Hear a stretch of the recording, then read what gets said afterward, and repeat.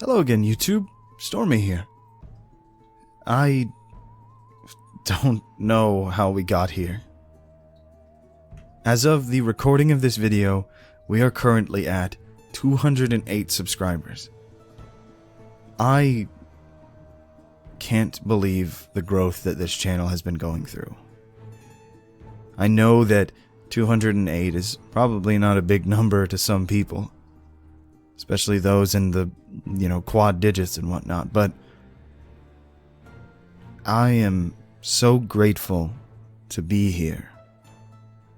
I've been doing this for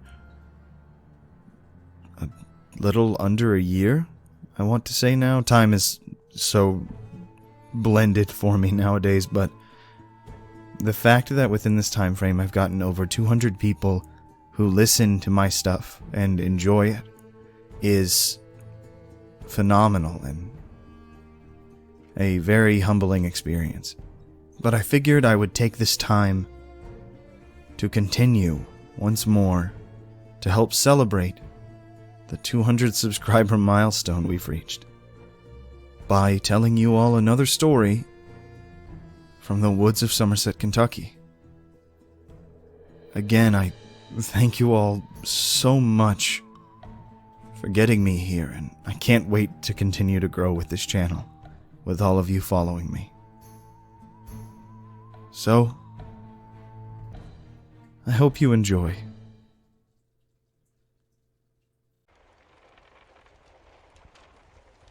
The Woods of Somerset, Kentucky.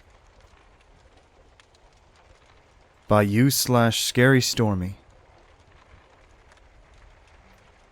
Growing up in a rural backwoods town, you would never expect anything horrible to happen. Somerset was relatively small and a quiet town. Plenty of beautiful and tranquil sights to see in the woods. But unfortunately, that wasn't the case. There always seemed to be something hidden within the forest. My name is Stormy. I've posted previously relenting some of my own, as well as my friends' encounters with the paranormal while we lived in the backwoods town.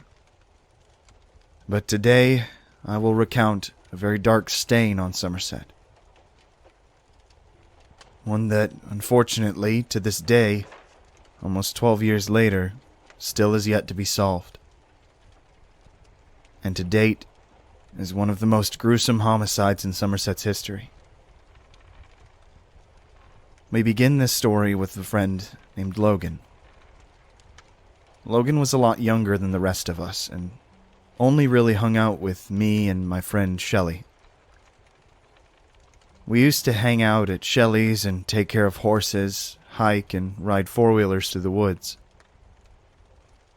This was a couple of years before the incidents of my previous stories, so my perspective on the woods hadn't been completely tainted by whatever creatures lied dormant within them. Logan, as most kids were, pretty annoying.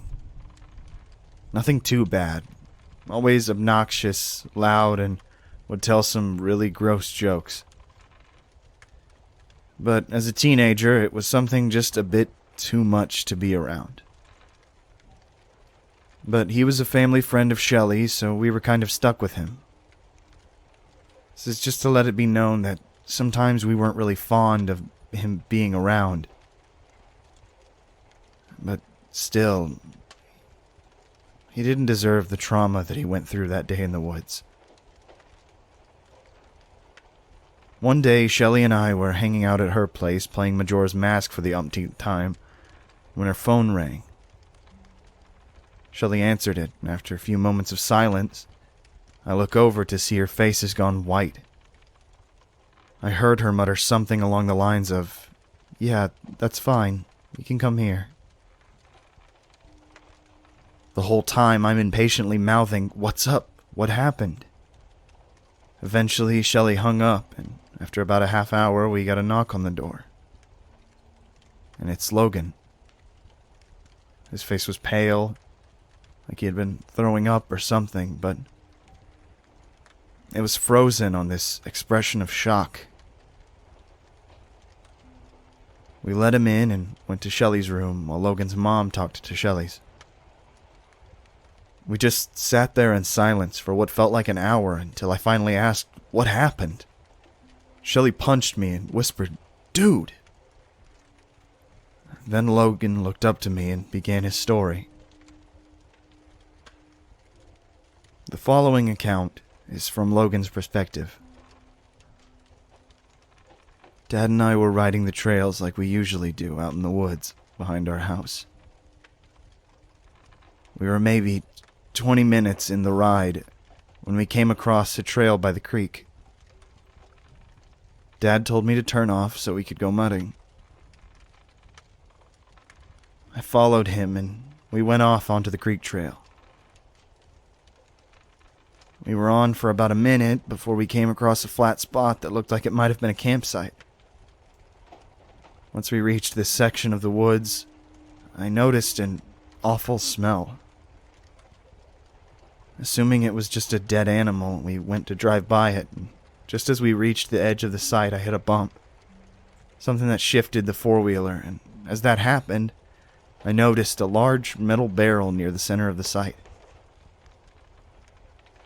My dad kept driving by it, and I was ready to continue on the path, but I was too curious. It had scorch marks up at the top, so someone used it as a fire pit. So I drove over to the barrel. As I got closer, I noticed the stench got even worse. And then I looked inside. As I looked at the contents of the barrel, I saw it was a body. Headless, burned and stuffed into the barrel.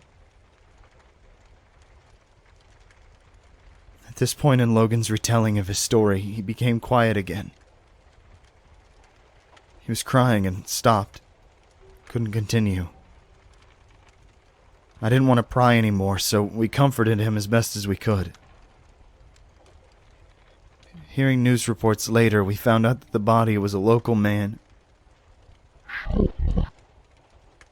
Logan and his dad had come across the dump site of his body. The police report read, on November 9th, 2009, was last seen leaving work at 3:30 p.m. from Eagle Hardwood, just north of Somerset. When he didn't return home, family members became concerned and reported him missing. Later in the evening, silver Dodge Dakota was found burning near the former Outdoorsman's Club's pond behind Eagle Hardwood. On November 28, 2009, the burned body was located in a remote area off of. His death has been ruled a homicide. It's been almost 12 years since he was murdered. As stated earlier, police were never able to solve the case, and to date, the public still doesn't know who committed this horrible act or why it happened. But one thing is for sure. There are sometimes more terrifying things than monsters in the woods of Somerset, Kentucky.